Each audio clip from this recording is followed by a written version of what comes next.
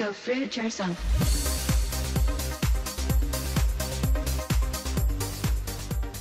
Uproar over the winner of The Biggest Loser, who some are saying lost too much weight. Rachel Frederickson shocked fans when she revealed a body that went from 260 pounds all the way down to just 105 pounds. Hey Fruit Bats, it's Freely the Banana Girl here. Welcome to Watch Your Biggies, another episode. So today is Motivational Mondays. I'm here to motivate you for the week. Okay, so I've been away on holidays. I've been living it up with my mum on the Gold Coast, just, you know, rejuvenating and resting, and I feel all freshened up, ready to give you this message today. So I've been also munching on some figgies. These are amazing, and I'm gonna have a little snack before we get started. Yeah, really good. So today's topic is one that I'm really passionate about, and that's starvation. Starvation, and specifically about the Biggest Loser competition and Rachel Frederickson. Okay, some of you may not know who Rachel Frederickson is. If you don't, well, Rachel is a girl who lost 60% of her body weight on the latest Biggest Loser. She came home, just spitting out fig, to win the $250,000. Huge amount of money and a huge amount of weight. She lost 155 pounds off her frame. So that was what I used to weigh. She lost that off her frame in a very, very short period of time. So a lot of people are like, they give it a crap. They're like, you're too skinny. You're too skinny. That was too quick. Blah, blah, blah, blah, blah. And other people have been like, make a video about it. Tell me what you think, really. Do you think she's too skinny? Well, do I think she's too skinny? No. I don't think she's too skinny. But did she get there the healthy way? That is what the issue is here.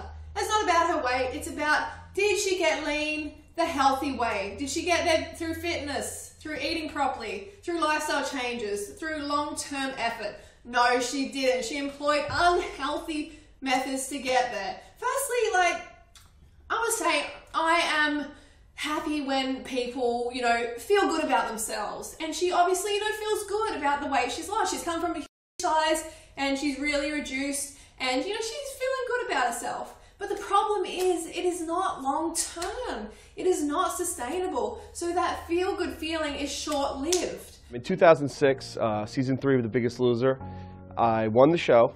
When the show ended, I got down to 193 pounds. I started off at 407, so that was a weight loss of 214 pounds. After about a year and a half, I started to put the weight on, and within another year and a half, I got back to 368 pounds. When you've got those results through under eating, I'm talking 1,000 to 1,600 calories per day. Okay, for someone who's obese, that is terrible. You know, when you're obese, you need a constant supply of glucose to the brain in order to burn fat efficiently. And with 1,600 calories or even 1,200 calories, that is nowhere near enough. So people start to go into ketosis, they start to lose water weight, their body dehydrates. So they see this weight loss on the scales and they're like, yippee, woo, I've lost weight, this is awesome, it's working. But it's not working because you are dehydrating your body. Ryan Benson, winner of the hit NBC reality show The Biggest Loser's first season, has regained nearly all the weight he lost on the show. So before that final weigh-in that's going to decide the winner, and for her, $250,000 on the line, what did you do to get ready? I did some crazy stuff, and my wife did not like it at all. The last 10 days, I went on what's called the Master Cleanse, where I just drank lemon juice and cayenne pepper and a little bit of maple syrup. Wow. And in the last 24 hours before the final weigh-in, I put nothing in my body at all, and I sat in a sauna, and I ran on a treadmill in a rubber suit and did whatever I could. It was very unhealthy what I did. There's no question about it. Yeah, so you want to do whatever you can to secure victory here. With that kind of money and that title on the line, you're going to take it to the nth degree, right? Yeah, that's exactly how I felt. So what happened after you win? Do you exhale and a little bit of that weight comes back? Oh yeah, I think my finale was on a Thursday, and by that Monday I had gained about 30 pounds. In a matter of days. Weight, and it just came right back. But what these shows these shows depend on is water loss on the scales. Obese people have tons of water weight to lose off their body because there's like suspended so much toxins in the body that the body has to hold on to a lot of water to dilute those toxins. Okay, so when we drop the carbohydrates out of the diet, then we drop water out of the diet, which is unhealthy. We actually need that water to dilute those toxins. It needs to happen gradually. They're also taking things like laxatives and diuretics. So you can see that she got there the really unhealthy way. Mark my words, she will put weight back on, whether it's a couple of months, whether it's a couple of years, because the brain, the body, nature teaches you that you need to change your lifestyle. You can't just get these quick fix results. Well, you can get those results, but guess what? They're not gonna last.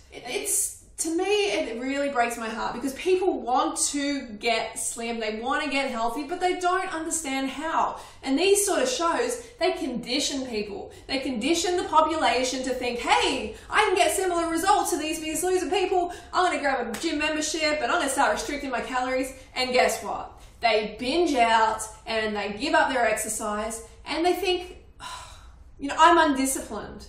Why am I so undisciplined? I'm hopeless, and they beat themselves up. And that's not it at all. If the brain has these basic fundamental needs that if you do not meet them, if you don't meet them, then the brain is going to make you meet them. If you restrict, the brain is going to all of a sudden go, stop. You need to go and get some calories now. Go and eat some crap. Whatever, just get some food into your system. And it's this starvation, this survival instinct of the body and the brain. And it, you know what it does? It flogs the metabolism. It really damages your metabolism and forces you to become a fat storer because you are making the brain think it's starving.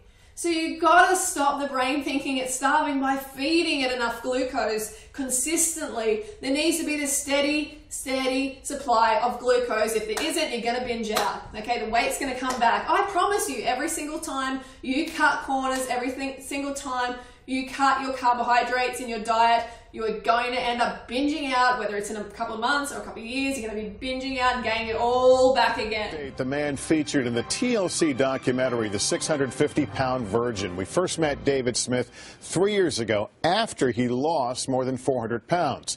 But now, like millions of Americans, he is struggling with his weight once again. NBC's Janet Shamlian sat down with him for an exclusive interview. It was a staggering weight loss. When David Smith was on Today in 2009, he had dropped more than 400 pounds. By his own description, the Phoenix man, who at one point tipped the scales at 650 pounds, went from dud to stud. You confident you can keep the weight off now? I sure hope so. But it was easier said than done. Despite several painful surgeries, he still had folds of excess skin. This is David today. He has regained over 300 of the pounds he worked so very hard to lose. David, we last saw you 3 years ago. You'd lost more than 400 pounds. You seem to be doing great. Were you? I wasn't doing too well. I looked really good on the outside, but inside I was a terrible mess. Okay, so David Smith's story is part of why I do what I do. It's part of why I push the carbohydrates so freaking hard, because I know it works. I'm lean bean, and it's been 7 years of stuffing in endless calories from carbohydrates, from fruit, from potatoes, and really enjoying myself. And that's what these shows don't do. They don't promote healthy eating and a healthy relationship with food. They don't promote abundance. They promote all this restriction. So get out of this merry-go-round, this diet merry-go-round of restriction, okay? You owe it to yourself. It's gonna take time. I promise it will take time, okay? But if you don't have what it takes to stay on board, then you're going to be stuck in that circle that the diet industry wants you to be stuck in, going around and around, chasing your tail for the rest of your life. Get off that merry-go-round. Get off the merry-go-round and come to the abundant lifestyle, the high-carb lifestyle. It works. That's all I can basically say is it works, and you've got to give it long enough. All right, so that is my message today. Hope it helped. Don't forget to go fruit, Woo! Or root yourself, and I will see you for What I Eat Wednesdays. Hey everyone, and I'm Trisha, the resident YouTube fat girl. Yeah. A controversial new diet regime is out, folks. Really cut back on your carbs, you will lose fat.